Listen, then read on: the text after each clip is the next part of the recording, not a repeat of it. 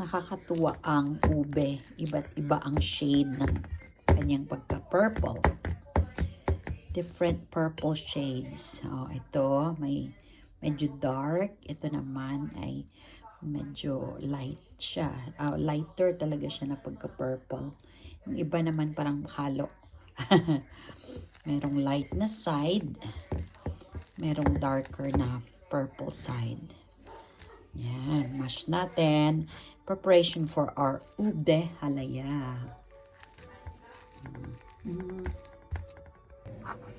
Ito na ang ating finished product.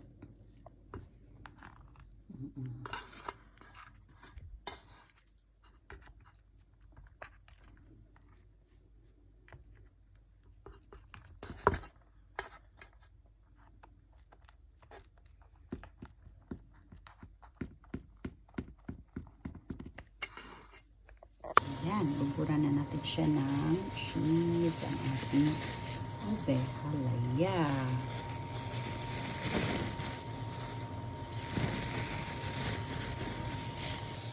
Ready to serve.